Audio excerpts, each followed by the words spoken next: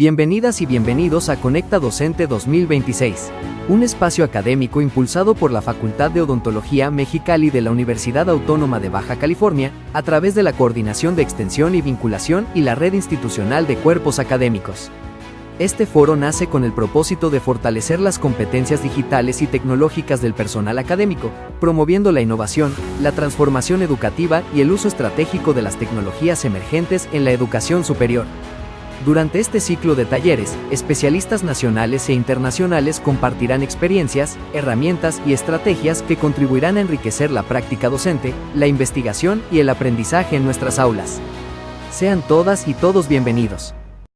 Iniciamos con el taller Escritura y preparación de artículos científicos, de la idea a la publicación, impartido por el Dr. Álvaro Edgar González Aragón. En esta sesión conoceremos estrategias para planear, estructurar y redactar artículos científicos con mayor calidad e impacto, desde la generación de la idea de investigación hasta el proceso de publicación, abordando aspectos clave como la organización del manuscrito, la selección de revistas, la revisión por pares y las buenas prácticas en la comunicación científica. Comenzamos.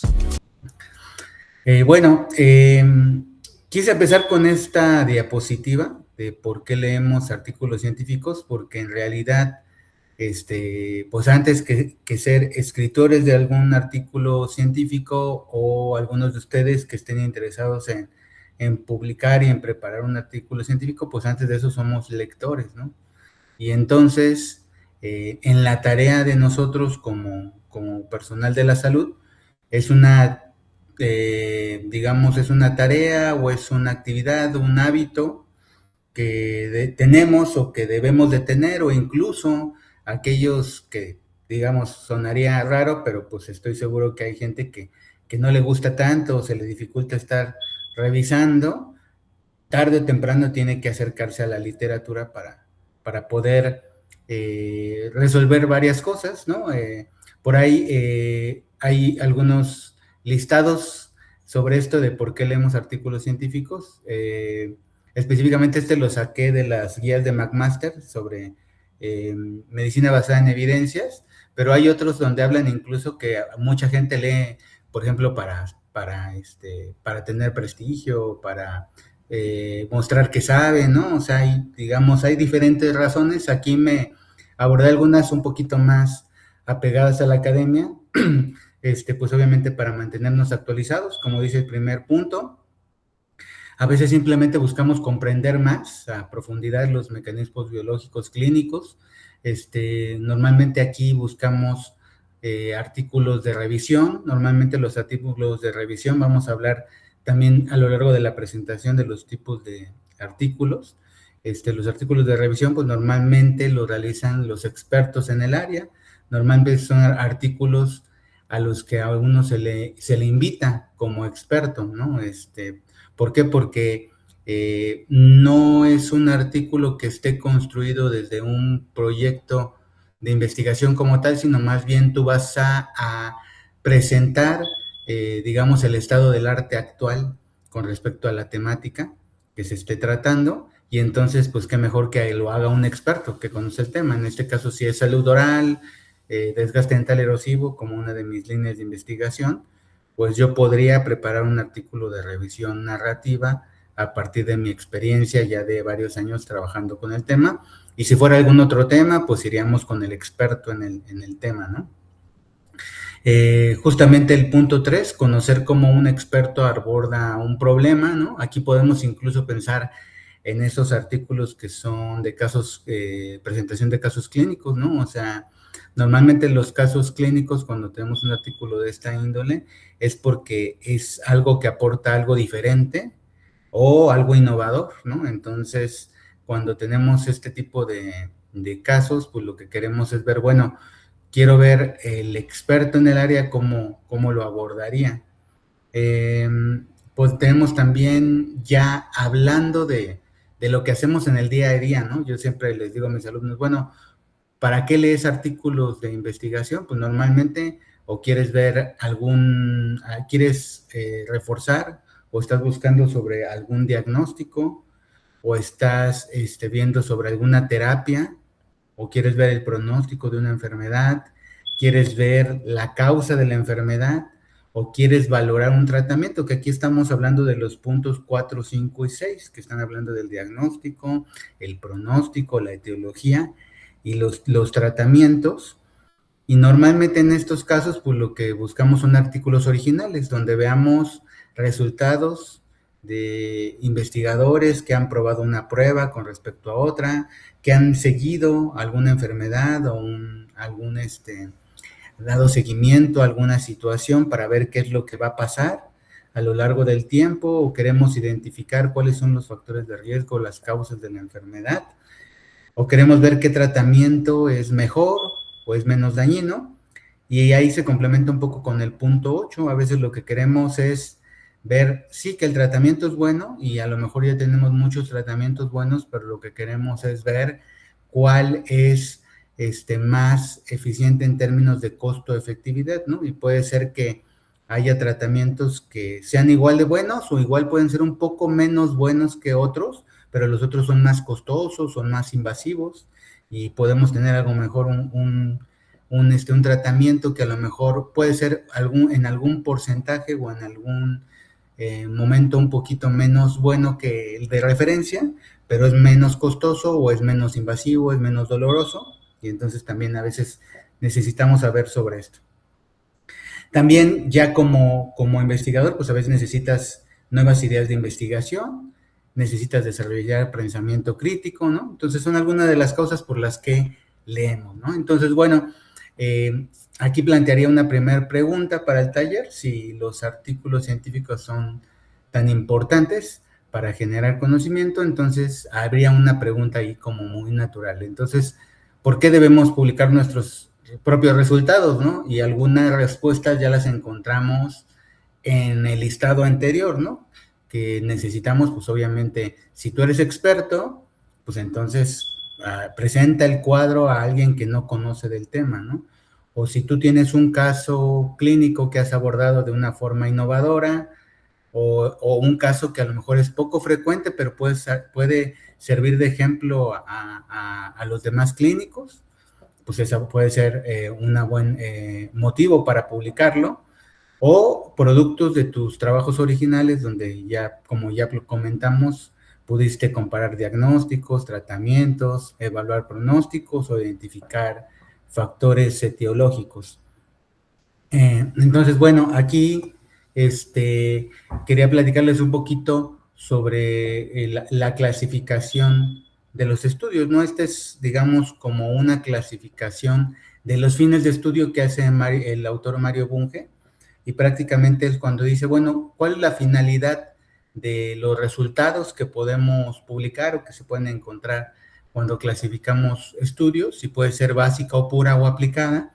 Y la diferencia esencial entre estos es que la básica o pura, pues prácticamente es toda aquella investigación que trata sobre incrementar el conocimiento acerca de un fenómeno, y la aplicada es ya cuando buscar un beneficio real o que impacte verdaderamente en la población, ¿no?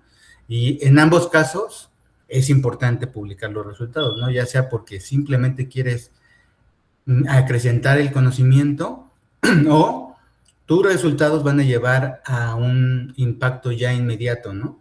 Que aquí podemos pensar en estos conceptos de investigación translacional, que realmente esa sería como lo ideal, que haya investigación básica que llegue a aplicarse en el campo clínico, ¿no? O sea, que haya como un seguimiento de lo básico hasta lo clínico. Y también debes de tener en cuenta que tus resultados pueden estar a diferentes niveles de investigación, y esto no quiere decir que tus resultados puedan ser menos valorados o menos valiosos si están en la base de la pirámide, o que sean más importantes si están en la punta. Simplemente tienen que ver con el momento en el que está la línea de investigación. En un nivel exploratorio a veces no se conoce nada de un fenómeno, e inicialmente pues se hace investigación exploratoria, que es la investigación cualitativa, en donde simplemente quieres conocer sobre el fenómeno, ¿no? Y si no hay nada, pues esta información es muy importante. Ya cuando se ha identificado el problema y a lo mejor los posibles factores, pues entonces necesitas describir, ¿no? O sea, cómo está la presencia de la enfermedad o cómo está la presencia de los factores relacionados. O también, ya que los identificaste, quieres ver si existe alguna relación, alguna asociación entre estos factores. Entonces ya estás en otro nivel.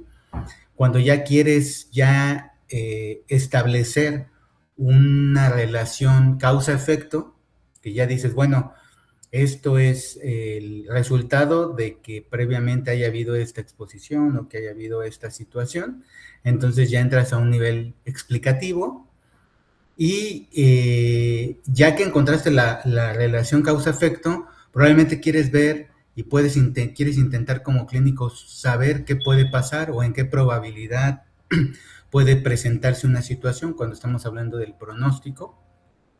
Y al nivel aplicativo es justamente un poquito como ya lo que nos decía Mario Bunge con el nivel igual como llama el aplicativo, o como estos resultados que tienen que ver ya con tratamientos o intervenciones de cualquier índole. Bueno, entonces, pues primero, ¿por qué publicar? Bueno, ya estuvimos hablando de algunas razones de por qué leer artículos, y también por ahí estuvimos reflexionando por qué publicar, y aquí, digamos, en este listado ya creo como aterrizar un poco estas ideas. Y primero, pues obviamente, pues difundir el conocimiento es importante, compartir los hallazgos con otros investigadores o profesionales y obviamente contribuir al avance de la disciplina, ¿no? Generar un impacto, o sea, que lo que tú encontraste, porque tú puedes ser muy buen investigador y puedes estar en tu laboratorio, o puedes estar en el hospital, o puedes estar en la comunidad y puedes estar haciendo investigación, pero si esa investigación se quedara ahí en tu computadora, en tu base de datos, en tus hojas de recolecta de datos, pues en realidad no impacta en ningún lugar, ¿no? Muchos de los resultados llegan a publicarse a lo mejor en alguna tesis o en alguna cartel, en una conferencia, y ahí se pierde mucho la posibilidad de que impacte porque no llega a otros investigadores, a otros clínicos.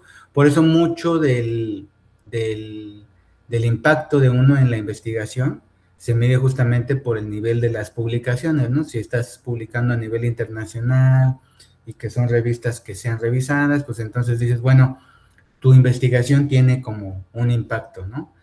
También en ese sentido, puede ser que tu investigación esté a diferentes niveles y entonces ya el impacto, digamos, específico puede ser a nivel descriptivo o a nivel aplicativo, ¿no? Pero al final del día, si lo estás publicando, pues está trascendiendo de nada más de quedarse a nivel local o incluso de quedarse solamente en las bases en la universidad, ¿no? Si se queda solamente con los tesistas. Entonces, lo importante es que esto ayude o apoye a tomar decisiones clínicas, educativas o de salud pública.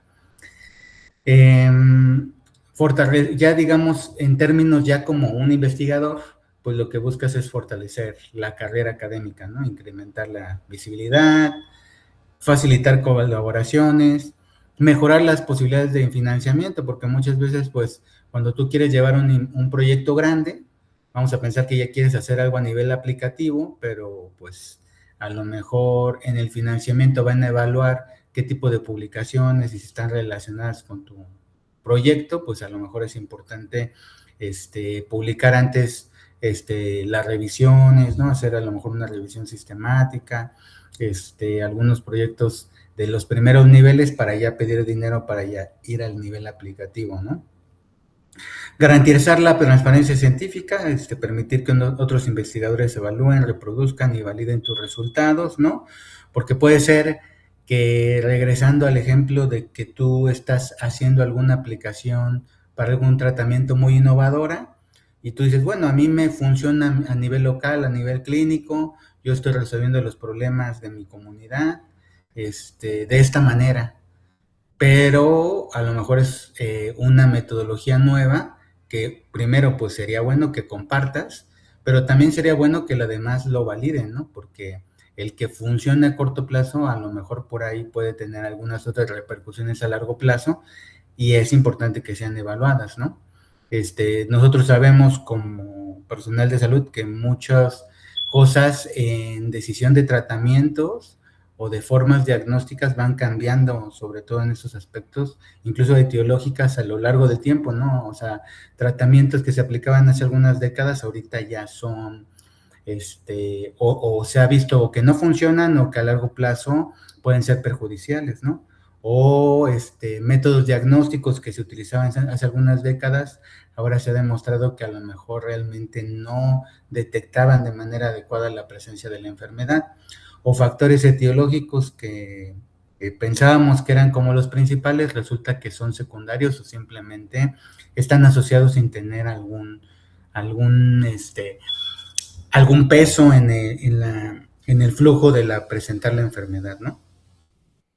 Y o simplemente, pues el último punto, construir conocimiento acumulativo, ¿no? O sea, formar parte, ¿no? De esa base de conocimientos que se tienen que ir construyendo. Entonces, bueno, acá les dejo, si se estaban preguntando bueno, ¿por qué publicar o por qué llevar a cabo este trabajo?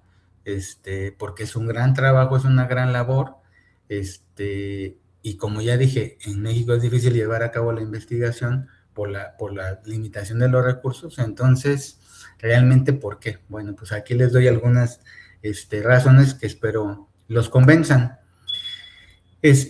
Aquí les presento como un panorama general de lo que es la idea de la publicación, ¿no? O sea, cómo sería el proceso, que en realidad si ustedes lo observan de forma general, pues es el proceso de investigación, ¿no? Digamos, aquí lo adapté de acuerdo a mi interpretación.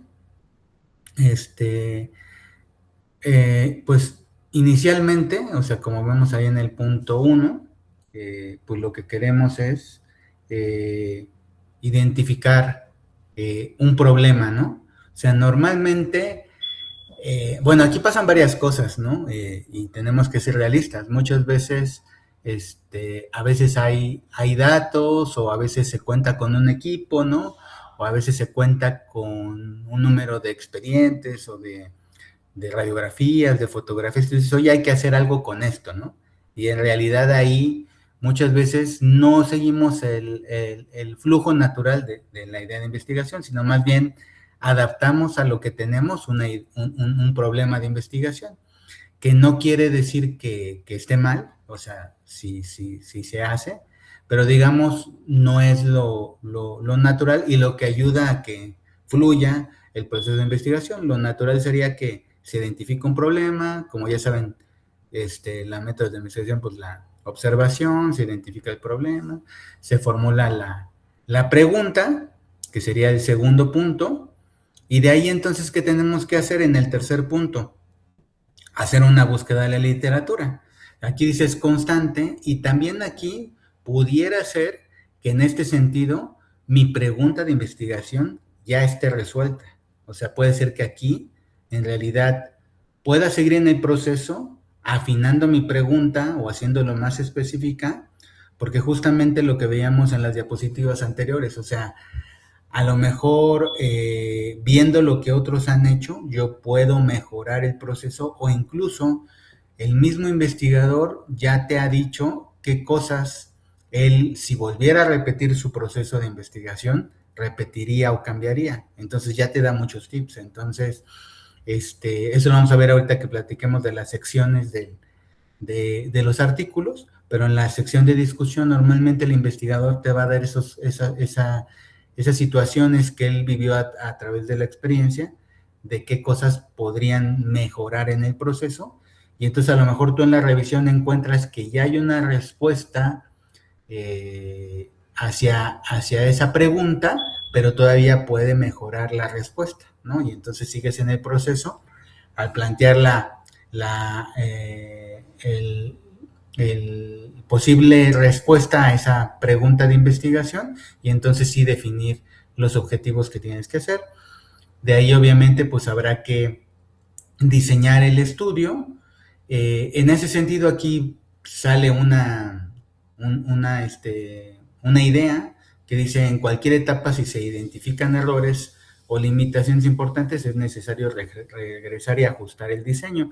Entonces es posible que tú ya tengas el planteamiento y entonces hagas ajustes en el planteamiento. Por eso es muy importante, y aquí en este momento todavía estaríamos en el proceso del protocolo de investigación, porque aquí realmente todavía no empezamos a recolectar los datos y muchas veces en este punto entre 5 y 6 es donde hay que hacer las pruebas piloto, ver qué puede fallar, y muchas veces hay ajustes que vas a hacer tú en el diseño del estudio.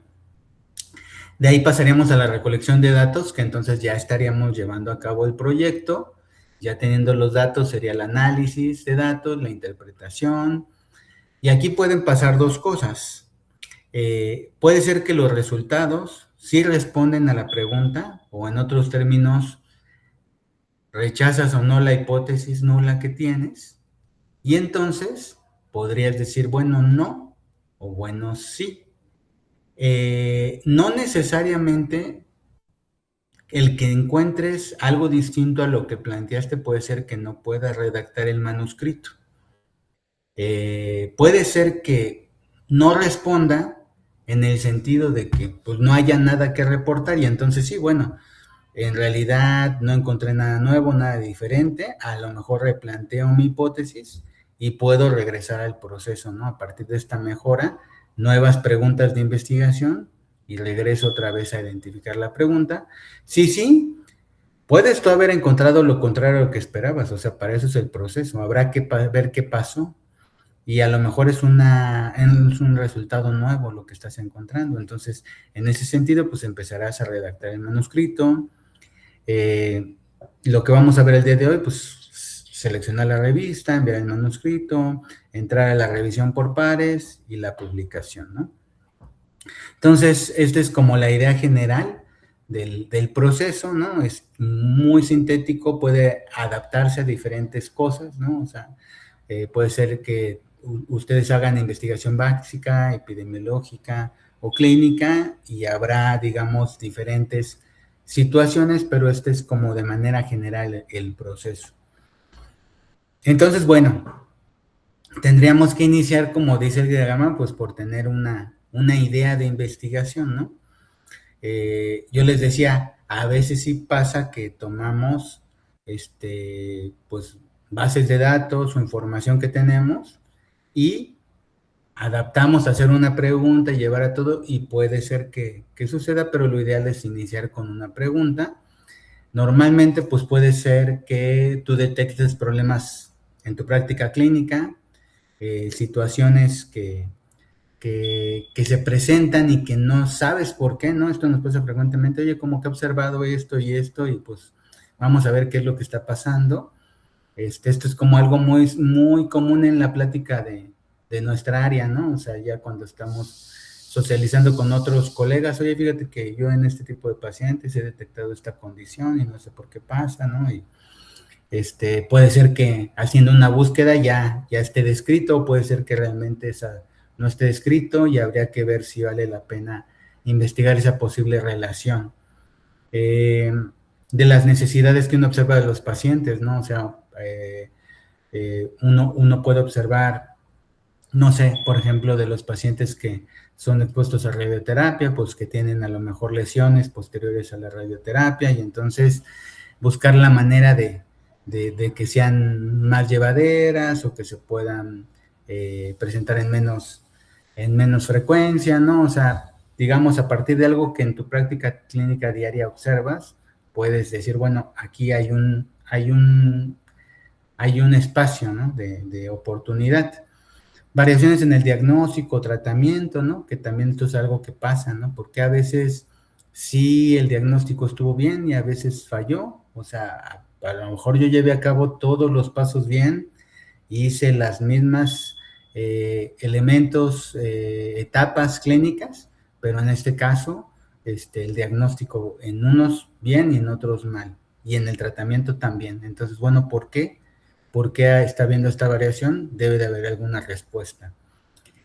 Vacíos identificados en la literatura, esto también es muy frecuente. O sea, a veces tú dices, bueno, o sea, me dice este autor que esto se relaciona con esto y este autor me dice que no tiene nada que ver.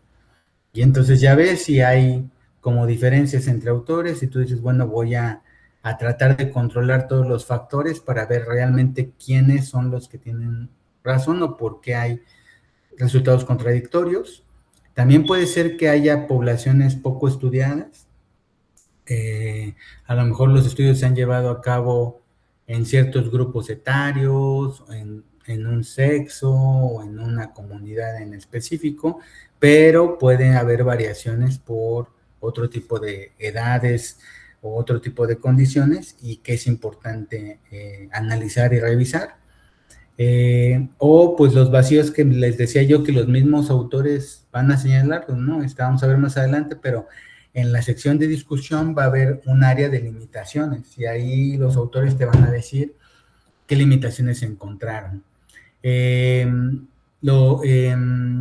También de los proyectos académicos, ¿no? O sea, muchas veces empiezas a hacer trabajos de licenciatura, de posgrado, ¿no? Y entonces, pues mira, aquí falta revisar esto, o en la secuencia de la línea, ahora hay que hacer esto, o los mismos resultados que se encontraron te lleva a decir, bueno, aquí nos falta esto. Problemas en salud pública, como que encuentres alta prevalencia, impacto social, necesidad de evidencia local, o lo que hemos platicado también en el estudio, ¿no? O sea, nuevas tecnologías, nuevas metodologías, ¿no? Y aquí, por ejemplo, les pongo el ejemplo del famoso sándwich, ¿no? Que en realidad el poner alimentos entre dos panes era seguramente una práctica muy común desde hace muchos años, ¿no? Antes de que digamos, se planteara la idea, ¿no? De este alimento y se le pusiera el nombre tal vez de sándwich. Seguramente el combinar el pan con otros alimentos, pues ya era algo que se hacía. Lo que pasó con este Lord, que le apidaron sándwich más adelante, fue que era una persona que le gustaba mucho jugar cartas, y entonces estaba tan metido en jugar cartas que no quería levantarse de la mesa porque estaba apostando, ¿no? Y entonces pues dijo, bueno, pues entonces, pues como tenía gente que le apoyaba ahí, su servidumbre, pues le dijo, oye, pues para que no me manche yo las manos y pueda seguir jugando con las cartas y pueda seguir sosteniendo mis cartas, pues ponme ahí la carne entre dos panes. Y entonces de ahí surge la idea de que vino la invención del sándwich, ¿no? Pero es como, o sea, se los pongo como ejemplo porque es como encontrar lo que está presente y plantear la respuesta a una problemática, ¿no? Que encontró en ese momento, en este caso él, para seguir jugando, pero pues nosotros que nos encontramos en el día a día en la práctica clínica.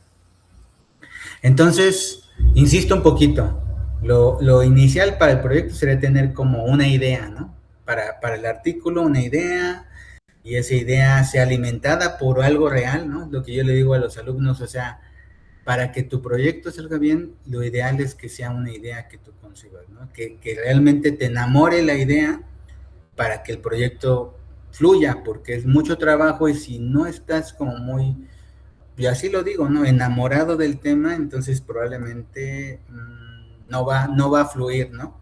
Pero bueno, lo ideal es de que esto sea lo que alimente, ¿no? El proceso. Entonces, bueno, para formular una buena pregunta de investigación, tendríamos que tener varios aspectos, ¿no? Y sobre todo pensando en que pueda ser publicable, que es lo importante para el taller. Y yo creo que el primer punto es muy importante. A veces nos puede gustar mucho un tema, y lo he visto sobre todo a nivel licenciatura, dicen, es que yo quiero, no sé, por ejemplo, estudiar ¿qué antibiótico receta más el dentista? Bueno, sí, a lo mejor estás muy interesado en ver esto, pero es probable que esto ya esté muy publicado, ¿no? O sea, ya hay mucho, y si tú haces como una nueva encuesta, probablemente eso no haga como una diferencia relevante, ¿no? Entonces es mejor que si tienes interés en eso, pudieras, ¿no? Saber si a lo mejor los conocimientos o si vienes de una escuela pública o privada, o sea, no sé, enriquecer más la pregunta para que realmente sea relevante y que realmente tenga un impacto a la hora de, a lo mejor, decisiones en salud pública, de qué medicamentos son los que deben de estar presentes, aparte de que funcionen, pues a lo mejor que de acuerdo a la práctica clínica, ¿no? Etc., ¿no? Pero lo que voy es que tu pregunta realmente aborde un problema importante y que sea relevante. Otro punto importante es que sea clara y específica. Otra cosa que sucede normalmente como un posible error es que queremos, o sea, ya que estamos en esto, y si te apasiona, pues quieres responder a muchas cosas. Y eso termina por costarte, porque al tener una pregunta muy inespecífica o muy ambigua, pues necesitas más de un proyecto para responderla y se vuelve más complicado, ¿no? Y yo es lo primero que le digo a mis tesistas, sobre todo los de licenciatura, o sea, si tú quieres titularte en tiempo, trata de hacer más específica tu pregunta para que pronto puedas llevar a cabo el proceso y puedas escribir tu reporte de resultados, ¿no? Que al final del día, pues la tesis es igual que como escribir un artículo, nada más que es como más, más amplio. Entonces, tenerla más específica. Factible, que ese es otro. O sea, ¿realmente con lo que tienes vas a poder responder eso? ¿O realmente no se puede a partir de los recursos que tienes? Y a lo mejor tu pregunta es muy buena, es muy relevante, la escribiste muy bien, el protocolo es impecable, pero no se puede llevar a cabo con lo que se tiene actualmente, con estos recursos. A lo mejor necesitas un equipo que solamente está uno en México, o es muy caro hacer las pruebas y no tienes el dinero, y que alguien que te lo financie es imposible. Entonces no vale la pena concentrarte en una pregunta que en ese momento a lo mejor no puedes responder con lo que está disponible. Que sea original, o sea, eso es, digamos, muy importante, o sea, no estar como realmente nada más replicando. O sea, hablamos que en investigación es importante replicar los resultados que sean validados, pero también no se trata de copiar nada más, ¿no? Sino realmente, si tú vas a hacer algo es porque realmente o es una población diferente o con ciertas características distintas, o tomando en cuenta otras variables que no se han visto antes, pero que realmente hay algo diferente, ¿no? Y bueno, algo súper importante, el último punto, que pueda respetarse desarrollando los aspectos éticos, ¿no? O sea, sabemos que muchos avances que tenemos, y eso no lo podemos negar, son gracias a investigaciones que se hicieron rompiendo los principios éticos, afectando a otras personas, ¿no? Entonces, y hay muchísimos ejemplos de esto. Podríamos hacer un taller sobre, ¿no? Sobre estos aspectos históricos, ¿no? De pocos éticos que nos dieron resultados que a lo mejor ahora pues los utilizamos, pero a partir de que tenemos que ser éticos, o sea, no podemos perjudicar a nadie, o sea, tiene que ser algo que el principio de beneficiar y que no haya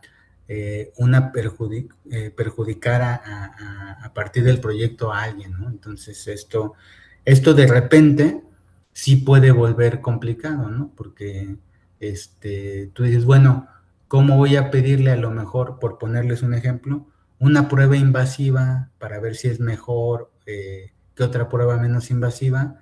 Si a lo mejor ya sabemos que la menos invasiva funciona lo suficiente y la más invasiva le va a generar al paciente dolor, mayor tiempo de recuperación, a lo mejor algunas secuelas secundarias, pues entonces no. O sea, por más que pudiera ser muy interesante comparar ese método invasivo con otro, o sea, no justifica que puedas someter a alguien a ese tipo de situaciones. Tenemos algunas herramientas, o sea, las famosas mnemotecnias, el FINER, ¿no? Que habla justamente de que es factible de llevarse a cabo, si es interesante, si es novedoso, si es ético, si es relevante. El PICO para estudios clínicos, o el PECO para estudios epidemiológicos, que la única diferencia entre el PICO y el PECO está en que si es una intervención o una exposición. Intervención cuando son estudios clínicos, ensayos clínicos. exposición cuando estamos haciendo estudios observacionales. Entonces aquí pues lo importante es que en la pregunta veas qué población vas a trabajar, si vas a hacer una intervención o vas a observar una exposición, si vas a hacer comparaciones y que haya como un resultado, ¿no? Y bueno, en realidad, siguiendo ese proceso del esquema que veíamos desde la pregunta hasta la publicación del artículo, no podemos empezar a planificar. O sea, lo que quiero ponerles en esta diapositiva es que no puedes empezar a planificar si no tienes esa pregunta, porque realmente la pregunta es la que te va a guiar cómo vas a hacer la planificación. Entonces, aquí les pongo: si la necesidad es la madre de la investigación, la necesidad de ser consciente del problema. Bueno, esto es para decir que primero, antes de llevar a cabo la investigación, pues necesitamos como ver cuál es el problema. Y lo que les quiero decir con el esquemita es que para ver cómo vamos a resolver ese problema, o para ver la metodología, pues necesitamos saber cuál es la pregunta y cómo la vamos a responder, ¿no? Parece algo muy obvio, pero es lo que les decía, a veces primero queremos como tener sí, tengo esta población y tengo esto, y luego veo que con qué pregunta, ¿no? Los voy a usar, y entonces así no funciona. Aquí hay algunos ejemplos de preguntas para decidir qué diseños son más frecuentes. Por ejemplo, si queremos saber qué tan frecuente es un problema, pues podemos resolverlo con un estudio de diseño transversal. Si queremos ver una asociación entre dos variables, una relación, podemos ver un estudio transversal analítico, casos y controles, o un estudio de corte. Si queremos ver la causa de una enfermedad, idealmente un estudio de corte, o también podemos utilizar un estudio de casos y controles. Si queremos ver el pronóstico de una enfermedad, un estudio de cortes. Si queremos ver si un tratamiento, una intervención funciona, un ensayo clínico. O si queremos ver la evidencia sobre un tema, una revisión sistemática. Ahorita vamos a hablar, por ejemplo, la diferencia de estos estudios, que son los primeros, los que están en las primeras filas, son estudios originales, que les llamamos, y los segundos ya son como revisiones o como estudios secundarios, pero son más potentes, hablando de la evidencia. Ahorita vamos a platicar un poquito de eso. En términos generales, sobre los estudios originales, aquí les pongo un esquema como para nada más identificar la comparación entre cada uno de ellos. Hablábamos de que si queremos ver como la frecuencia de una enfermedad, pues una encuesta transversal. Ahí vamos a ver, por ejemplo, con qué frecuencia se presenta una exposición o una ocurrencia. Estos son estudios que se utilizan normalmente para ver prevalencia. Y digamos que aquí lo que tenemos es una población, es transversal porque vamos a hacer una medición del fenómeno y vamos a reportar lo que sucede. Digamos que, hablando de los ejemplos anteriores, tenemos casos y controles, que en este caso de la diferencia con el anterior sería que aquí vamos a tener un grupo de comparación. En el primero teníamos una población y la describimos. En el segundo lo que queremos ver es, decíamos que podíamos encontrar asociaciones o buscar algunos factores asociados que podrían ser etiológicos. Entonces, aquí tenemos, la diferencia es que si nosotros le ponemos un grupo de comparación, entonces podríamos hablar de un casos y controles y poder ver ese tipo de asociaciones, ¿no? Pero es un estudio que en realidad no hay un seguimiento. Ese es lo potente del siguiente estudio, que es el de cortes. Son los estudios que se utilizan para ver ya relaciones causa-efecto, estudiar incidencia, que son los casos nuevos a lo largo del tiempo, diferente a la prevalencia, que es como la enfermedad en un momento específico. Y entonces, ¿qué tiene de fuerte este estudio? Pues que aquí ya hay como, es un estudio longitudinal, a diferencia de los anteriores, aquí hay un seguimiento. Y los ensayos clínicos, que digamos que tendría como todas las virtudes del de corte, con la diferencia de que los 3 estudios anteriores son estudios observacionales y los ensayos clínicos ya son de intervención y tienen las limitaciones éticas que ya habíamos comentado anteriormente. Entonces, aquí les quería poner, para hablar un poco de los diseños, como más o menos lo que tenía que ver con la jerarquía de la evidencia científica. Aquí como podemos ver, y esta es una diapositiva que utilizo mucho cuando hablamos del análisis de la literatura, pero hablando de la publicación de artículos, pues es todavía más importante. O sea, tu artículo que tú estés pensando en publicar pudiera estar a un nivel de poca evidencia, ¿sí? Que no quiere decir que es malo, porque por eso dice opinión de expertos, pero digamos que, como ustedes ven, tiene menos evidencia que los que están hasta arriba. ¿Ah?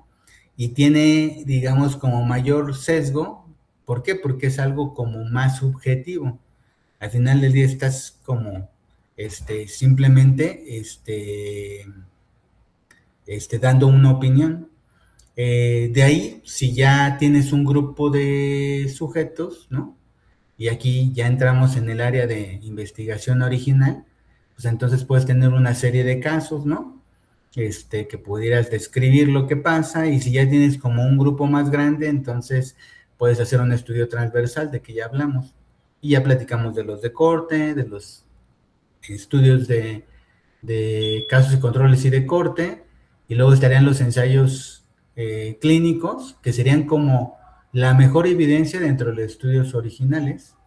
Y ya de aquí hasta arriba estaría la información filtrada. Aquí hay un pequeño error, esta línea tiene que estar acá, porque en realidad la información filtrada son las revisiones sistemáticas y los metaanálisis, en donde aquí en este caso, ensayos clínicos, estudios de corte, estudios de casos y controles, transversales, las series de casos, el objeto de estudio son los individuos, los sujetos. Pueden ser pacientes, pueden ser individuos de una comunidad, pero ellos son el objeto de estudio. En el caso de las revisiones sistemáticas y los metaanálisis, el objeto de estudio son las publicaciones, ¿sí? En donde se va a ver, a partir de la información ya publicada por alguno de estos, qué es lo que se ha encontrado, y qué es, digamos, como el análisis de toda la información publicada respecto hasta el momento que se hace la revisión sistemática, o el metaanálisis en caso de que el número de artículos te dé la posibilidad de hacer un análisis estadístico de las publicaciones. Por eso es una información filtrada, les repito, a partir de aquí del 1, porque ya se habla de la filtración de los estudios. Entonces, la calidad de un artículo, ahorita ya hemos platicado sobre la pregunta de investigación, y nos detuvimos a ver los tipos de estudio, porque de la pregunta vamos a ir hacia el tipo de estudio y hacia el tipo de artículo que vamos a preparar. De ahí es muy importante que tengan en cuenta que la calidad depende, ahora sí ya tengo la pregunta, de los métodos que yo voy a utilizar para llegar al objetivo. Entonces, aquí tengo una pequeña lista que les puse, que hay algunos aspectos metodológicos que no pueden faltar. Ahorita vamos a ver más adelante, les voy a poner un diagrama en donde justamente viene de esta guía de McMaster de cómo leer artículos científicos, y es muy importante, es muy interesante ver que, o sea, te dice, bueno, lee el título, lee el resumen, lee los autores, pero después de eso, todavía no leas las conclusiones ni los resultados. O sea, realmente si vas a dedicar tiempo a leer este artículo, fíjate en los métodos. Fíjate en los métodos, porque los métodos te van a decir qué también está construido esos resultados. Entonces, primero, y bueno, esto también puede ser como parte de una guía que te sirva a ti si vas a leer el artículo. Estos puntos pueden servir tanto como al lector como al que va a publicar el artículo, ¿no? Entonces, primero, ¿a quién se estudió? ¿Cuál es la población? ¿Cuál es la muestra? Ver si esa muestra es representativa o no representativa, el tamaño, la descripción, cuál es el marco muestral, o sea, si es una muestra, ¿de dónde se obtuvo esa muestra, no? Porque eso te va a decir mucho del trabajo. ¿Cuáles fueron los criterios de inclusión y exclusión, no? Que te van a servir a ver cómo las hipótesis que tú construiste, realmente a partir de la restricción de ciertas variables o de la inclusión de ciertas variables, te va a ayudar realmente a responder a tu pregunta de investigación. También es importante que vengan descritos cómo se obtuvieron esos datos, qué instrumentos se utilizaron, los procedimientos para utilizar esos datos y, muy importante, la calibración, si utilizaste equipos o la estandarización de los examinadores y la validación de esos instrumentos de recolección. ¿Por qué? Porque si tú no tienes bien descrito, número uno, si tú no tienes bien descrito esto en este apartado, no hay manera de hacerlo replicable. O sea, esto se puede poder replicar, hacer repetición de este proyecto. Entonces, si no lo tienes bien descrito, pues no podemos hacer eso. No puedo llegar, no puede ser el estudio del doctor Álvaro y que venga el doctor Julio y decir, bueno, voy a repetir lo que hizo el doctor Álvaro y voy a ir a ver el artículo, pero pues no dice, o sea, no dice qué usó, no dice cuándo, no se dice cómo, entonces no se puede. Pero es muy importante porque también al lector le va a servir para saber si tus resultados vale la pena, o sea, son válidos y son confiables. ¿Qué quiere decir válido? Que realmente mida lo que debe de medir, ¿sí? Si el instrumento que tú utilizaste, si tú dijiste que mediste, por ejemplo, depresión, que el instrumento que estás utilizando para medir depresión realmente sea para medir depresión. Si tú dices, yo medí desgaste dental erosivo, que realmente utilizaste un índice para medir el desgaste dental erosivo. Luego ver cómo lo hicieron, cómo se estandarizó los examinadores, o cómo se calibraron los instrumentos, o si utilizaste un cuestionario, cómo se construyó ese cuestionario y si tuvo un proceso de validación. Entonces, esta sección te va a decir mucho de la calidad de los datos.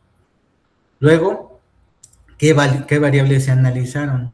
Entonces, eso es muy importante porque, bueno, las variables deben de venir implícitas desde el título del trabajo, ¿no? Pero, obviamente, deben de venir bien declaradas y las definiciones operacionales, ¿no? Porque no es lo mismo, por ejemplo, decir yo diagnostiqué trastornos temporomandibulares, mi variable era trastorno temporomandibular, y lo hice a través de una encuesta telefónica donde les pregunté sí o no tienen. Y entonces tú dices, ¿realmente con una pregunta por teléfono habrán diagnosticado adecuadamente? Probablemente no. Pero si te digo que utilicé un cuestionario validado con ciertas preguntas, dices, bueno, ok, por lo menos utilizaron y me lo presentas, ¿no? Y a lo mejor me das la referencia de cuando se validó y tú ves todo el proceso y dices, bueno, o sea, no se hizo una evaluación clínica, pero le hicieron un cuestionario y las preguntas también. Pero si se hizo una revisión clínica, tú dices, bueno, ahora sí, o sea, si se evaluó si hay dolor, abrió el paciente, a lo mejor hasta hicieron algún estudio si era necesario. Entonces eso forma parte de la definición operacional. Entonces tú dices, bueno, pues está bien, me animo, o por qué no hicieron de esta manera, o por qué no lo midieron de esta otra forma. Entonces todo eso es importante establecerlo en la sección de métodos.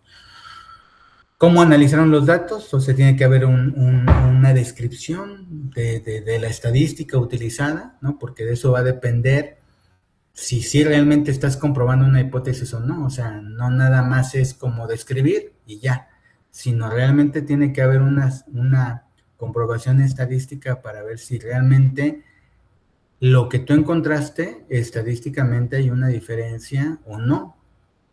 Y obviamente los principios éticos, ¿no? O sea, debe de estar reportado toda esta parte de ética, de consentimiento informado, de la confidencialidad. Y bueno, por ahí ya en alguna diapositiva estuvimos hablando de la inteligencia artificial también. Si se utilizó inteligencia artificial, debe estar declarada en qué utilizaste la inteligencia artificial. Todo eso forma parte ya de estos aspectos que deben de venir en la metodología. Y les decía yo de esto, hace un ratito les estaba hablando de este diagrama y les decía que por qué eran importantes los métodos, ¿no? Si ustedes ven, esta es de la guía de McMaster que les decía, y lo que te dice la guía es, primero lee el título, ¿no? Porque pues dices, bueno, el título te va a decir mucho. Si sí es lo que estás buscando, pues dice, pues va, léete el resumen, pero si no, dice, pues ya pasa al siguiente artículo, no pierdas tiempo. Hablando de que tú estás buscando algo en específico y tienes una pregunta clínica y vas a hacer búsqueda de artículos. Entonces, bueno, pues sí, leo el resumen, sí, me sirve, no, el que sigue, ¿no? Y luego dice, bueno, ya considera la situación, ¿no? O sea, ¿qué vas a ver? Diagnóstico, pronóstico, etiología, tratamiento, ¿sirve o no sirve? Y bueno, aquí vienen una serie de preguntas que te dice, bueno, si sí valdría la pena, si estás buscando tratamiento, diagnóstico, o etiología o pronóstico, si sí lo lees, pero después de eso el paso que todos tienen en común es lea la sección de material y métodos. Antes de leer los resultados, lea la sección de material y métodos, porque de eso va a depender si los resultados y las conclusiones realmente, bueno, va a depender de qué tanto te puedes guiar de los resultados y las conclusiones, si son aplicables a tu consulta, por ejemplo, si estás hablando de medicina basada en evidencias o si realmente esos resultados son confiables, ¿no? Entonces, bueno, eso es, lo recalco aquí, ¿no? Material y métodos. Bien, vamos a pasar a cómo se construye el artículo. Ya estuvimos hablando de las partes y entonces vamos a hablar del famoso INRAT o INRIT, ¿no? Por la mnemotecnia, que se refiere a la estructura de índice, métodos, resultados y discusión, ¿no? Y luego dicen que es el INRAT porque si es en inglés, ¿no? Que es Introduction, Methods, Results and Discussion, ¿no? Prácticamente todos empiezan igual, ¿no? O sea, en inglés nada más lo que cambiaría es el I o el AND, ¿no? Por eso es INRIT o INRAT, ¿no? Y como vieron, desde la diapositiva anterior, les presentaba yo que esto es como la construcción o la anatomía del artículo científico es como un reloj de arena, ¿no? Se veía más el reloj de arena en la diapositiva anterior, aquí como es más esquemático, pues ven cómo es más ancho arriba, hay un cuello en el medio y hay otra parte más ancha abajo como completando ese reloj de arena. ¿Por qué es así? Y aquí lo dice en la diapositiva, porque va de lo general a lo específico estaría acá, o sea, lo más general hacia lo específico, y luego iría de lo específico a lo general. ¿Por qué? Vamos a ir viendo por qué. Primero la introducción, ¿no? ¿Qué es lo que necesita tener la introducción? Yo siempre les digo a mis alumnos, porque a veces empiezan a redactar cosas para las tesis, por ejemplo, que no necesariamente, pues, se necesita en esa sección, porque está de más, o porque no está tan relacionado, o porque se desvía, ¿no? Entonces yo siempre les digo, en la introducción debe de venir lo mínimo necesario que esté soportando tu pregunta y que ayude al lector a entender, o sea, de lo que va tu estudio. Entonces, es general porque obviamente vas a iniciar desde los conceptos generales, ¿no? Si yo estoy asociando, por ejemplo, tabaquismo en la población, en los trabajadores de la salud, por ejemplo, pues digo, tendré que hablar del tabaquismo y tendré que hablar por qué hay tabaquismo en el personal de la salud y por qué hay una cuestión de pregunta, ¿no? De si el médico o el dentista sabe que el tabaco hace daño porque tiene el hábito y qué razones lo lleva y cuáles son las estadísticas y bla, bla, bla, y por eso, entonces, yo en esa parte pues estableceré esa brecha, ¿no? Esa brecha, esa falta, lo que no se sabe, bueno, ¿y por qué? ¿Por qué a pesar de que sabe que no debe de fumar, por qué fuma? ¿Cuáles son los factores? Entonces, bueno, decimos, bueno, vamos a ver ¿cómo lo voy a llenar? Entonces, por eso este trabajo, ¿no? Normalmente la sección de introducción, si ustedes lo revisan, dice, bueno, y por eso, después de plantear todo esto anterior, la pregunta que tenemos es que, ¿por qué los médicos y odontólogos fuman? ¿Por qué tienen hábito de tabaquismo? Y la hipótesis es que a lo mejor tienen mucho tiempo de trabajo, están muy aislados, hay mucho, no sé, son hipótesis que puedo pensar ahorita, ¿no? Porque, pero a partir de la búsqueda diré mis hipótesis y entonces estableceré de forma específica qué voy a hacer. Sí, bueno, voy a hacer una encuesta y voy a hacer a lo mejor un, un estudio con un psicólogo, y también vamos a hacer una entrevista con el personal, vamos a ver las horas de trabajo, vamos a ver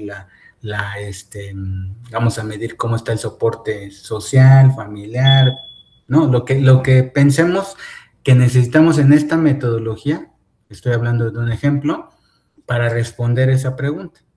Pero es algo muy específico, o sea, ya no estoy hablando de todos los métodos que hay para medir el tabaquismo o para medir si eres personal de salud o el tiempo de trabajo o lo que yo vaya a medir. No voy a poner aquí todo, sino voy a poner específicamente lo que yo utilicé, las variables que voy a medir y cómo las voy a analizar, nada más. Después se vuelve a ampliar, ¿no? Porque ahora voy a ir con los resultados. ¿Qué obtuve? Igual sigue siendo específico porque es lo que encontré yo nada más. No voy a hablar, incluso en los resultados, no voy a hacer interpretaciones, solamente como dice aquí, ¿qué resultados obtuviste? ¿Qué obtuviste? Nada más, ¿qué obtuviste? No vas a poner, ¿qué interpretas? Para eso vas a llegar a la discusión. En la discusión, como ven, se va ampliando, porque justamente aquí es donde vamos a decir, bueno, encontramos esto y es similar a esto, y por qué encontré esto, esto es por esta razón, y a lo mejor se encontró porque no encontramos esto, o hubo esta limitación que no nos permitió ver esto, y futuros estudios deberían de enfocarse en esto. Entonces estamos otra vez regresando a lo general, ¿no?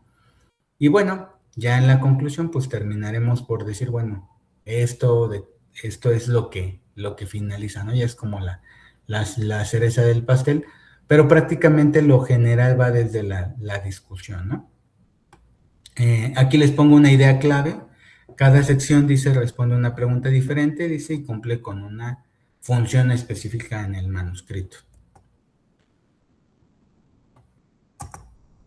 Bueno, ¿cómo lo escribimos? Y entonces, viendo la diapositiva anterior y viendo esta diapositiva, podríamos pensar, pues bueno, pues hay que escribirlo así como va, ¿no? Vamos primero por el título, la autoría, y en realidad no. Aquí les voy a hablar un poquito más sobre, obviamente, mi experiencia. Esta propuesta que les tengo yo es una propuesta mía, que también se basa de muchos autores también que hablan de que primero hay que escribir, ¿no? La discusión, la metodología, los resultados. Vaya, no soy el único que lo dice, pero yo, digamos, aquí les pongo como exactamente como yo lo escribo y como yo inicio. Y en realidad yo lo primero que hago es escribir las tablas y las gráficas, ¿sí?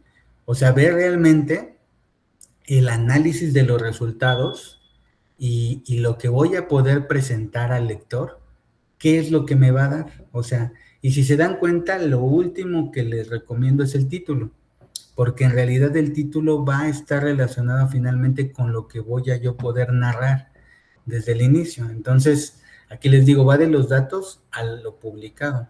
Entonces, lo primero que les recomiendo es construir tablas y gráficas, organizar sus datos en esto, describir, ya que tienes tu tabla, tu gráfica, lo describes, lo que hay en la tabla y en la gráfica. Importante, aquí hablando ya un poquito de los tips de publicación, no hay que repetir lo que está en las tablas y las gráficas en los resultados, no tiene sentido. El arte de escribir artículos es comunicar la mayor información con el menor número de palabras posibles, ¿no?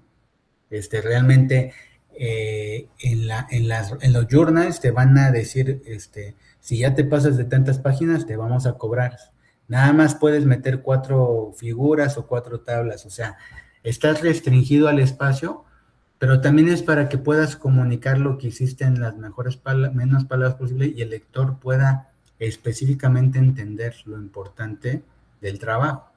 Entonces tiene como dos razones, ¿no? O sea, tanto que puedas no ser muy específico, como que también el lector pueda enfocarse y entender en lo importante. Los métodos, ya dijimos, es lo más importante, probablemente va a ser de las zonas más ricas del escrito, porque tienes que describir todo el diseño y de ahí va a ser la validación del mismo, pero ya lo hago entonces, después de que tengo los resultados, digo, bueno, a ver, ¿qué variables son las que tienes que dejar descritas? Porque es lo que yo voy a poner en los resultados. A lo mejor algunas variables terminan por no ser importantes, entonces, como para qué las describí en las metodologías y en los resultados ya no fue importante o ya no se obtuvo nada. Entonces, por eso, después de los resultados, ya digo, ahora sí, los métodos específicamente para explicar estos resultados, ¿cuáles voy a colocar? Después, ahora sí, la discusión de los resultados, porque ya puedo discutir a partir tanto de los resultados como de los métodos, interpretar, comparar, ver las fortalezas de mi trabajo a partir de la metodología. Y aquí les pongo, bueno, hay que escribir las conclusiones y la introducción. Les decía yo, en las conclusiones, bueno, ¿por qué es importante la pregunta? Y luego, bueno, ¿qué respondimos, no? Entonces, como que va ligado. Finalmente, el resumen, que al final debe de estar construido de estos aspectos. Entonces, no tendría sentido construir el resumen si todavía no tengo todo esto. Y al final el título, ¿no? Ahorita vamos a hablar un poquito de cada una de estas partes. ¿Qué deben de incluir los resultados? Ya hablamos un poquito de qué tendría que tener los métodos. Ahorita vamos a hablar un poquito más porque es una parte importante, pero hablando de la construcción del artículo, ¿qué no puede faltar? Las características de la muestra, como edad, sexo, las variables, el flujo de los participantes, ¿no? A veces incluso es importante tener un diagrama del flujo de los participantes. Tantos participantes iniciaron, tantos participantes no pudieron continuar, tantos se eliminaron, etc.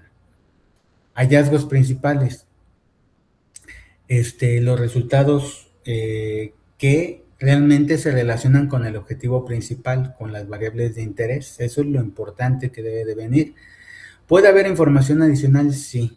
Muchas veces hay secciones donde hay resultados o tablas que incluso las puedes poner en los anexos o en material suplementario, que no directamente responden a la pregunta, pero a lo mejor hiciste como alguna descripción sociodemográfica, ¿no? Y entonces dices, bueno, lo hice, lo analicé, acá lo pongo por quien quiera como meterse más a las características de mi población, que no es indispensable para responder la pregunta, ahí está la tabla, ¿no? O yo ya te referí yo ya te dije que utilicé un cuestionario y ahí está validado, y ya te mandé la descripción, pero bueno, te pongo el cuestionario así con las preguntas en otra tabla, lo pongo en un anexo. Ajá. Pero no es indispensable para entender tu proyecto, porque si tú quieres ver el artículo, cómo se hizo el cuestionario, pues hay un artículo que puedes ir a revisar. No necesitas leer mi artículo y mis resultados para entender el cuestionario. Puedes ir a ver el cuestionario directamente, y en mi artículo mejor enfócate a lo que yo analicé y encontré. Y obviamente las asociaciones y comparaciones. Entonces, resumiendo esa parte de la construcción, obviamente una vez que ya hice mi recolecta, pues hay que hacer como mi depuración de bases. Esto es más bien parte del proceso de investigación, y entonces ahora sí construyo mis tablas. Normalmente necesito una tabla para describir mi población, mis resultados más importantes, un análisis bivariado donde hago mis comparaciones entre las variables de interés, y lo ideal sería llegar a un análisis multivariado múltiple para poder ver, digamos, que mis resultados ajustados por las otras variables que también están implicadas en el proceso conceptual, afectan o no afectan los resultados, ¿no? Figuras, si necesito algunas, pero les decía yo, o figuras o tablas, o sea, no hay que repetir información. Eso se los digo desde la evaluación del artículo, les van a decir que tienen demasiada información o información repetida. Y lo que les decía es lo que quieren los editores, es que el artículo esté como lo más sucinto, ¿no? Lo más importante, lo más esencial y no se esté repitiendo información. Obviamente que se puede identificar el hallazgo clave, lo principal, ¿no? Digamos que pues prácticamente aquí lo que van a redactar es lo que se ve acá. Por eso les decía yo, primero las tablas y tabla por tabla vas describiendo lo que encontraste, sin repetir la información. Principios clave, cada tabla debe responder a un objetivo específico, evitar duplicar, ya lo dije, ordenar tablas de lo general a lo específico, ¿no? Ya lo dijimos, y que cada tabla pues dé algo relevante. Dice, antes de escribir el manuscrito, asegúrese que las tablas y figuras pues cuenten la historia completa, ¿no? De los métodos ya estuvimos platicando los aspectos que debe de tener. Aquí lo resumimos, ¿no? El diseño, la población, las variables, los instrumentos de recolección, la calidad, ¿no? De cómo esos medios que yo utilicé de medición estuvieron estandarizados y calibrados. El análisis estadístico y los aspectos éticos, ¿no? Entonces, esto es lo que va a ser reproducible, transparente, riguroso y confiable, ¿no? Dice, los resultados en el mensaje clave pueden ser interesantes, pero si los métodos son deficientes, las conclusiones ya perderían credibilidad, ¿no? Y ya no valdría la pena como leer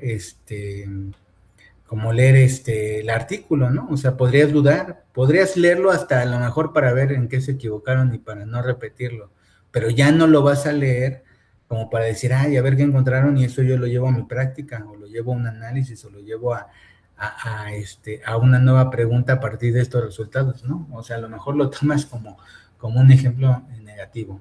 Y aquí les pongo algunos errores frecuentes. Poner un diseño poco claro o mal justificado, no definir bien a tu muestra, ¿sí? O sea, debes de especificar bien las características y sobre todo las que están relacionadas con lo que te interesa. Por ejemplo, si estás analizando algo que tiene que ver con la nutrición, pues tendrías que describir el tipo de alimentación, las características socioeconómicas, el acceso que hay de esa población en esta sección, ¿no? O sea, como de forma descriptiva, a partir de los datos que hay de la población, qué es lo que tienen.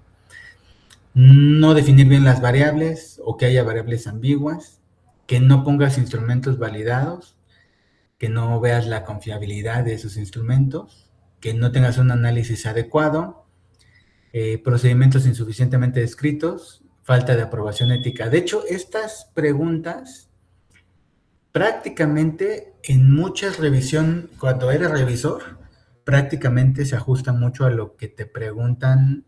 O sea, obviamente uno manda sus comentarios puntuales, ¿no? O sea, desde en la línea 2, en la hoja 2, aquí falta un acento, o en la línea 2, acá los autores dicen que utilizaron esto y ese no es el mejor método, y, o sea, desde revisiones duras, específicas, hasta revisiones menores específicas, las vas a dar. Pero normalmente siempre vienen formularios y justamente esto es lo que te preguntan. O sea, ¿usted, revisor, cree que el diseño es apropiado? ¿La población estuvo bien descrita? ¿Las variables? ¿Los instrumentos de que son confiables? ¿El análisis que utilizaron es el adecuado? Y entonces uno ahí va puntuando. A veces no es sí o no, sino te dicen si puede mejorar, si no puede mejorar, si está perfecto. Y ahí esos son los puntos que evalúa al final el editor para decidir si sí o no, dependiendo lo que evaluaron los revisores. Para la discusión, probablemente la discusión es una de las partes más difíciles de escribir. De hecho, con los alumnos de la licenciatura, ahí sí, normalmente es donde les doy un empujón, porque sí cuesta. más que otras secciones. Ya obviamente un alumno de posgrado ya debe de tener capacidad y obviamente pues un investigador de discutir sus resultados, pero es la parte más complicada porque justamente pues puedes ir de tan general o tan específico, o sea, como que no hay como decir, voy a describir la tabla, sino aquí ya voy yo a poner la discusión y la voy a llevar como yo quiera, o sea, aquí sí puedo interpretar y decir lo que yo quiera, pero todo debe de estar bien fundamentado en lo científico, o sea, yo no puedo decir, encontré esto porque yo creo que pasó esto, sí, no, pero no es porque tú crees, sino dame los datos que crean por qué lo interpretas de esta manera, con tus referencias. Esta es una guía de una autora que se apellida Doretti, que ahí al final pongo mi correo, si alguien está interesado en ese artículo, es muy interesante y te dice paso a paso cómo escribir una discusión. Y prácticamente lo que te dice Doretti que debe de incluir es la declaración de los principales hallazgos, o sea, qué es lo que encontraste principalmente, sin repetir los resultados, o sea, no se trata de repetir los resultados, sino ya tú aterrizándolo a la discusión, qué es lo que encontraste, fortalezas y debilidades del estudio. Y aquí es donde tú debes de decir cuáles fueron las limitaciones, o sea, mi artículo es bueno porque nadie había hecho esto o porque la muestra es buena, pero a lo mejor tiene las limitaciones del tipo de instrumento de medición o nos faltó alguna variable o a lo mejor no alcanzamos el tamaño de muestra, o sea, eso debe venir declarado, o sea, en ciencia, pues no se trata de esconder o de maquillar, ¿no? O sea, digamos, no estamos digamos, en otros medios, pues sí, se puede maquillar el escrito con otros fines, ¿no? Pero aquí no, o sea, aquí se trata de decir lo que es. Y entonces a ustedes no les van a criticar que no hayan utilizado una cosa u otra, o que hayas tenido una muestra muy pequeña, o que no hayas utilizado un equipo especializado. Lo que te van a criticar es que no lo hayas identificado y aceptado. O sea, tienes que identificar y decir, no lo pude hacer así, pero lo hice así. Por eso son las fortalezas, o sea, primero, qué fue lo bueno y lo que lograste bien, y luego ya lo que no pudiste hacer bien, pero no pasa nada, o sea, lo que tienes que hacer es asentarlo ahí, o sea, aceptarlo y aceptar la crítica por eso y las limitaciones de lo que encontraste, y no por eso tu estudio va a valer menos, sino tú vas a presentar lo que encontraste con las limitaciones que tuviste. Y las conclusiones se basan en eso, en lo que tú lograste obtener a partir de lo que tuviste y viene ahí declarado, o sea, yo no utilicé esto, no encontramos esto, no pudimos completar esto, pero encontramos esto a partir del estudio. También hay que analizar los resultados en comparación de los antecedentes, ¿no? Que seguramente pusimos en la introducción, comparar con otros autores, ¿no? Lo que presentaron, los posibles mecanismos de lo que encontramos, qué es qué es lo que explica, ¿no? Y también, bueno, cuáles son las implicaciones de eso. Y bueno, qué preguntas quedan sin respuesta para investigaciones futuras, ¿no?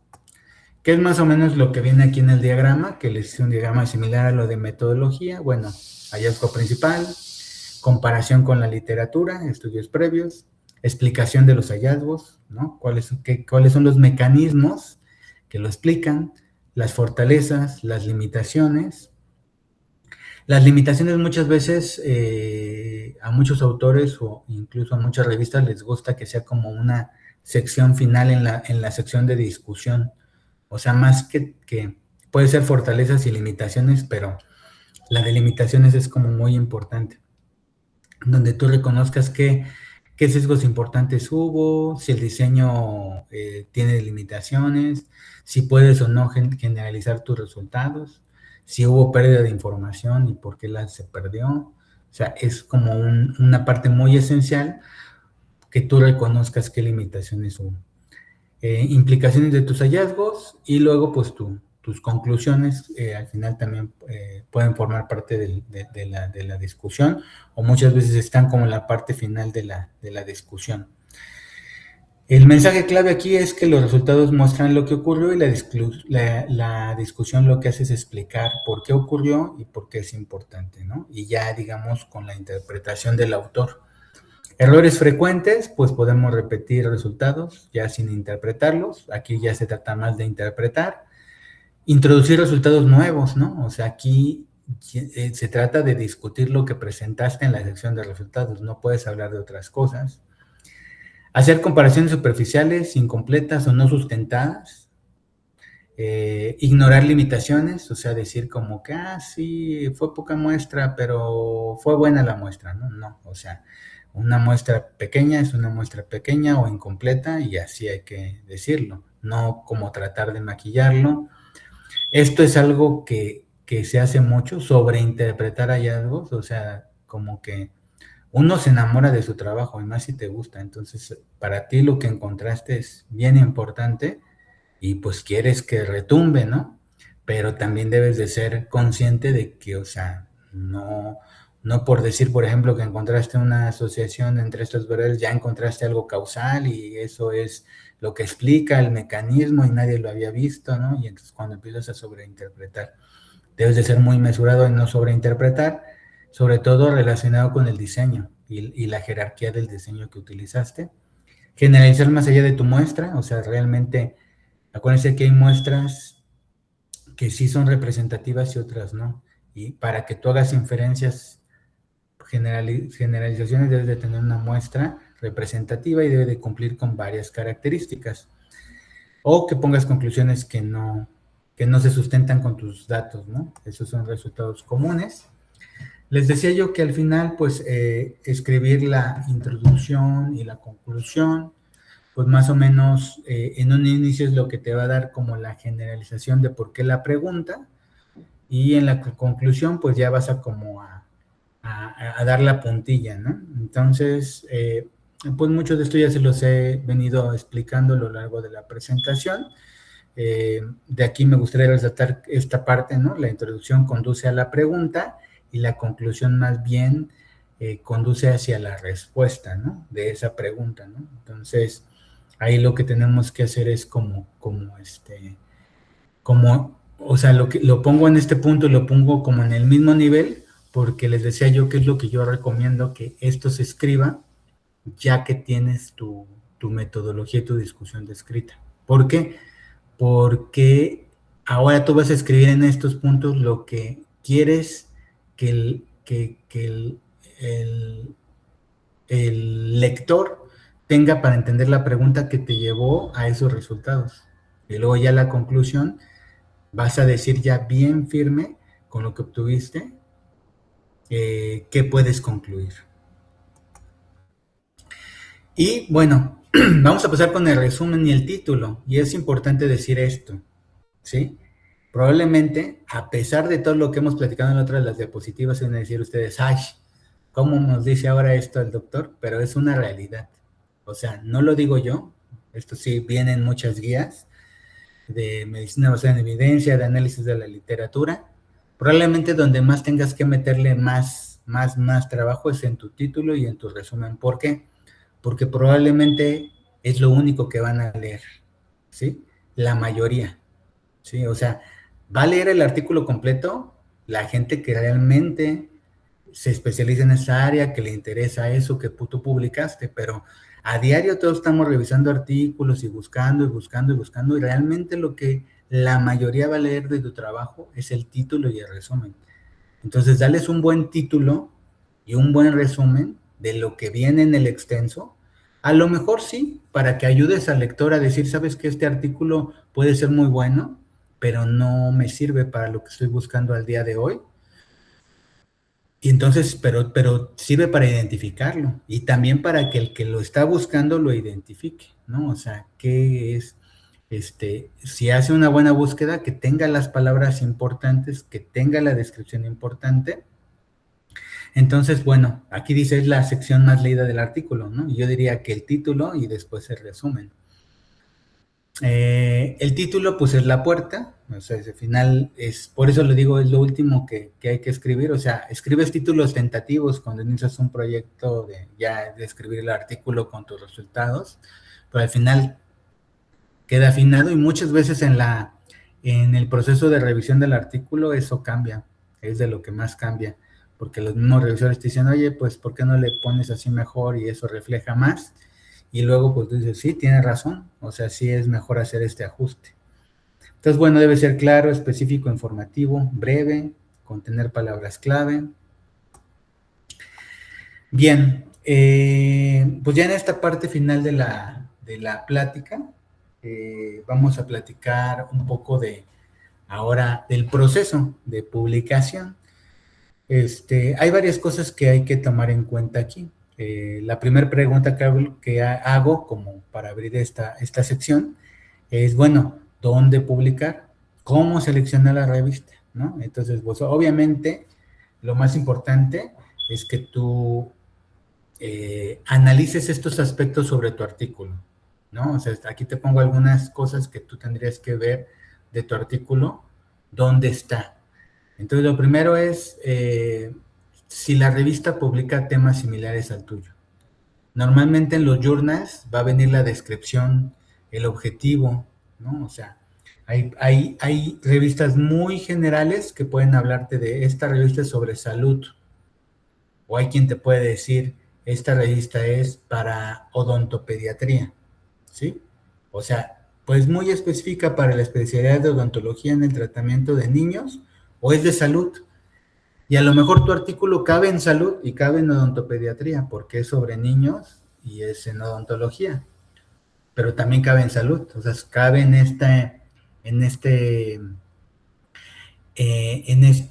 clasificación mayor, pero lo que tú tienes que analizar es si el alcance de tu artículo y los objetivos, y sobre todo lo que dice, la revista publica temas similares, porque a lo mejor es de salud, pero no publica nada de odontología, ni siquiera de odontopediatría, no publica de odontología.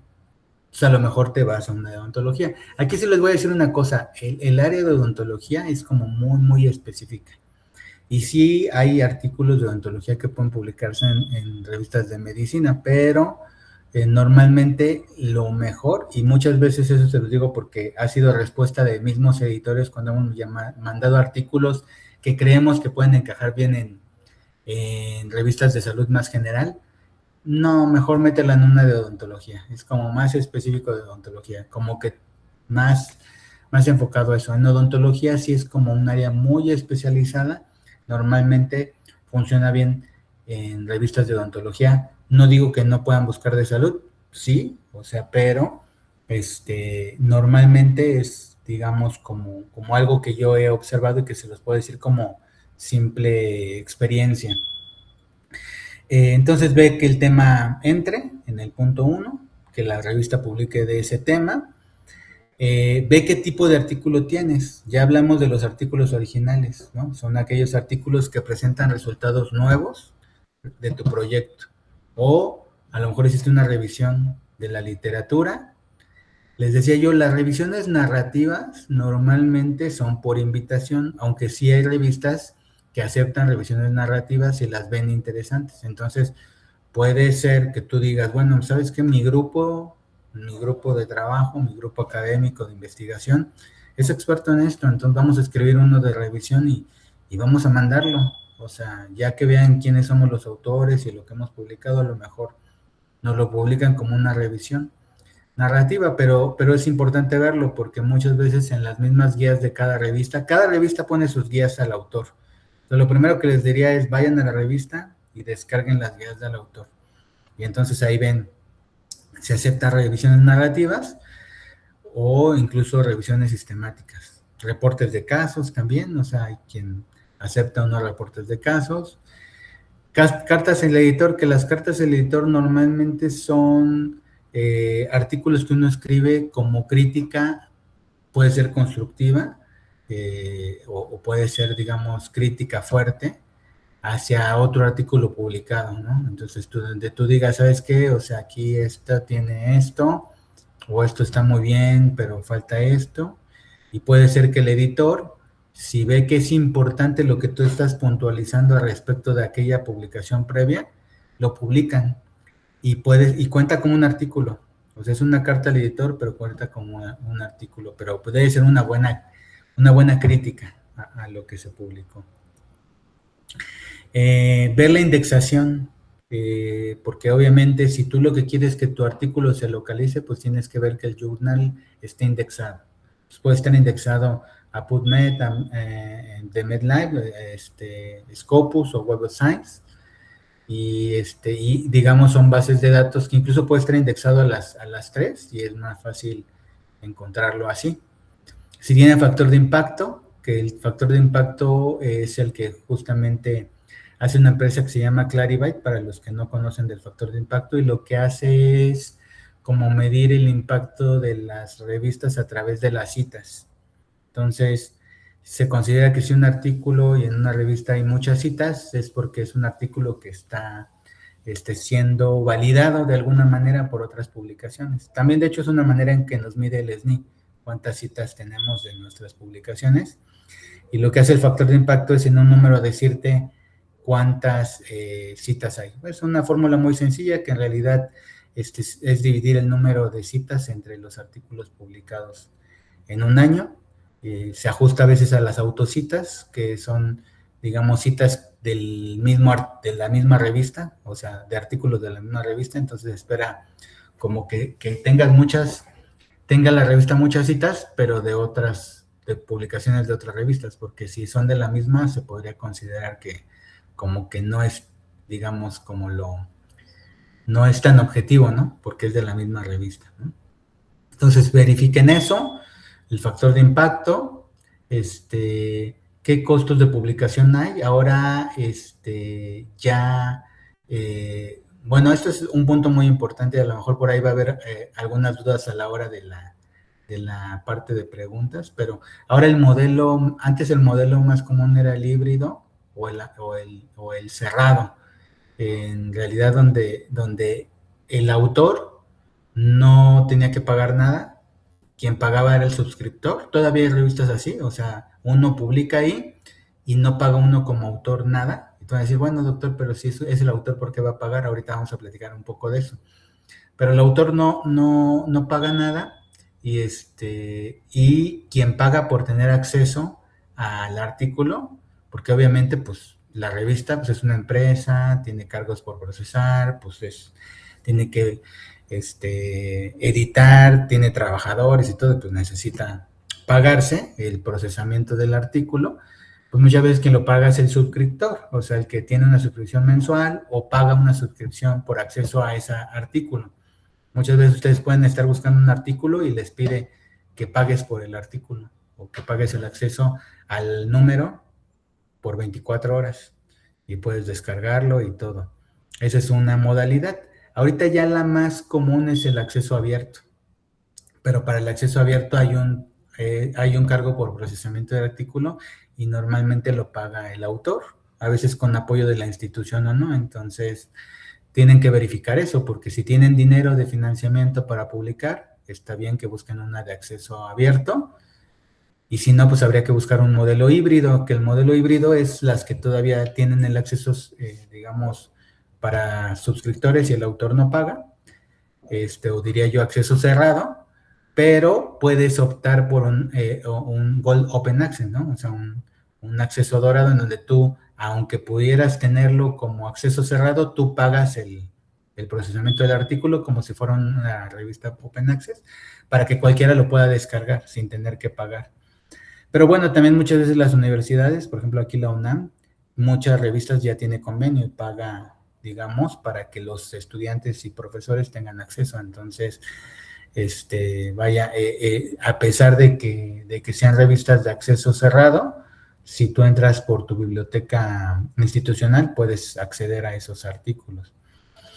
Tienes que ver la probabilidad realista de aceptación, o sea, cuál es el nivel de evidencia de tu artículo, de exigencia de la revista, la originalidad, el alcance del estudio, porque, o sea, como grupo de investigación o como investigador, puedes tener algunos productos que realmente tú digas, ¿sabes qué? O sea, no encontramos algo como muy original, no hay algo muy grande que reportar, pero es publicable. Entonces, a lo mejor podemos buscar una revista digamos, con un factor de impacto bajo o que simplemente esté indexada y publicarlo ahí, ¿no? No buscar un factor de impacto alto o incluso una revista local, ¿no? Que no sea internacional para que sea más fácil.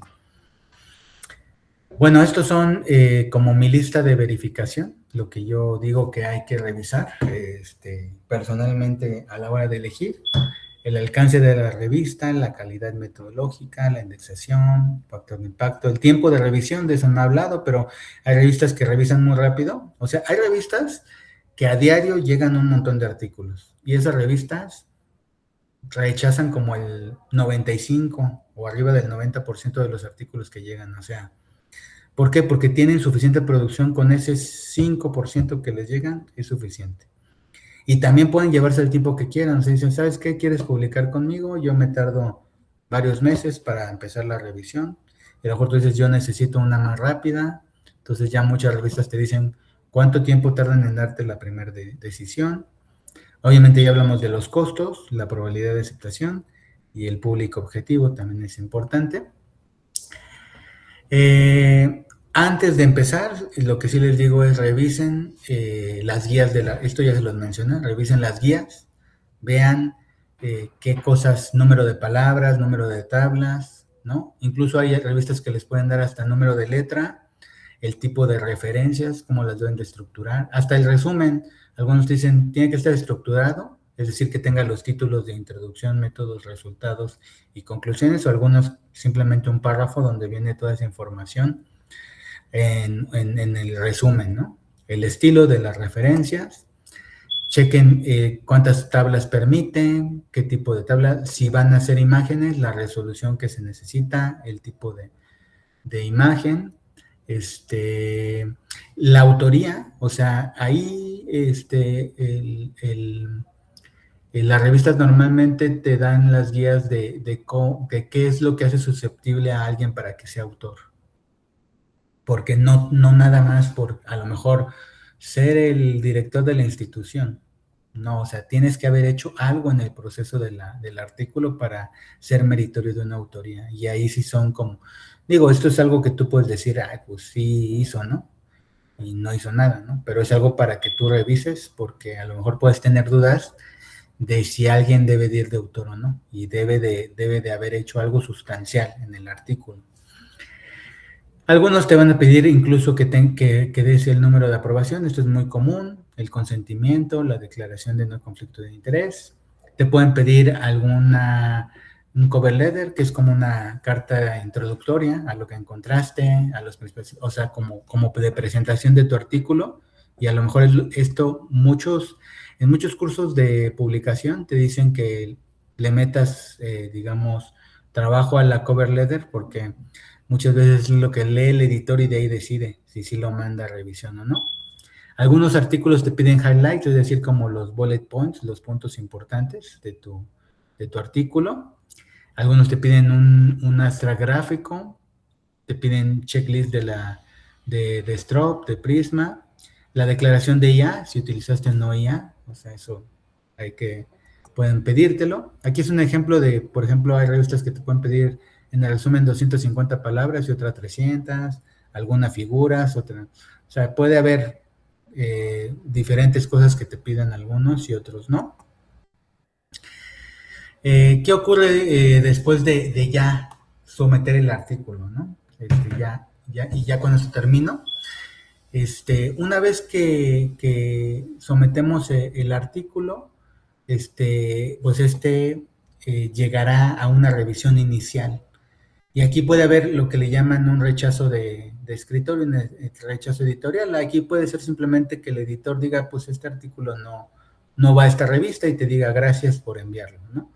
A veces eso se agradece porque tú piensas que puede ser bueno para esa revista y no, y de entrada te dicen no y ya no pierdes tiempo, lo ajustas y lo mandas a otra revista. Si el editor considera que sí, entonces ya lo va a asignar un editor que lo maneje. Y entonces ese editor va a invitar a revisores. Normalmente invitan 2 o 3 revisores por artículo. Ellos les van a dar un tiempo de evaluación, van a mandar comentarios, les van a decir si recomiendan que revisión menor, revisión mayor, rechazo o aceptación. Normalmente en la primera ronda de revisiones mandan revisión mayor, o si te va muy bien, revisión menor. O sea, eso es como muy común. No esperen una aceptación de entrada. Pueden tener un rechazo de entrada también, aunque hayan pasado de no tener rechazo editorial, puede ser que ya cuando los revisores vieron que tenga muchos problemas el artículo y que no se puedan resolver con una revisión mayor, entonces pueda ser rechazado, ¿no? Si les mandan revisión, aquí puedes tener una oportunidad de otras rondas. Normalmente tienes mínimo 2 rondas de respuesta a revisores, reevaluación, y puede ser que puedan mandar a revisión o sea una aceptación después de la revisión, dependiendo de las respuestas de los revisores. Es muy raro tener una aceptación directa, eso, bueno, pues me han platicado algunos entes que lo han tenido, pero realmente puedes tener revisión menor, eso es lo que sí nos ha tocado de la primera. A veces hay revisiones menores maquilladas de mayores, o sea, te dicen, es revisión mayor, pero ya lees los comentarios y son menores, o sea, son cambios pequeños. Le llaman revisión mayor, pero es como por no darte una revisión menor de entrada, porque en el flujo editorial a veces cuando te dan revisión menor, muchas veces ya ni siquiera, es casi como una aceptación, es una casi aceptación, revisión menor. Entonces, ¿sabes qué? Ya igual y no hace los ajustes, entonces mejor mándalo como revisión mayor, que haga los ajustes, aunque sean menores, y ya que nos lo regrese, y luego ya le damos la aceptación. Es importante cómo responder a los revisores. No son enemigos, son colaboradores. De hecho, muchas veces ayudan a mejorar el artículo. Es importante responder en un tono profesional, agradecer las observaciones, tratar de hacer el cambio como lo indicó y marcar bien dónde hicieron los cambios. Eso ayuda mucho para que el revisor encuentre los cambios y pueda evaluar una posible aceptación. Pues se rechazan por muchas cosas, ¿no? Aquí pongo algunas. Lo que sí les diría es que los rechazos son una oportunidad de mejorar el manuscrito. O sea, lo que tienen que ver en el rechazo es si te rechazaron y fue después de si fue después de una revisión de escritorio, pues simplemente no es que tu artículo esté mal, sino a lo mejor decidiste mal a dónde mandarlo. Entonces ahí no te estreses, busca una mejor opción. Si el rechazo fue después de la revisión, te van a dar los comentarios y es una oportunidad, ahora sí gratis, de que te revise alguien más experto en el área de tu artículo y lo puedas mejorar. Entonces a partir de esos comentarios puedes mejorarlo y lo vuelves a someter a otra revista. O sea, hay una regla de oro. Un rechazo no te hace que ya digas, ay, no, ya me tengo que cortar las venas, ¿no? O sea, es parte del proceso.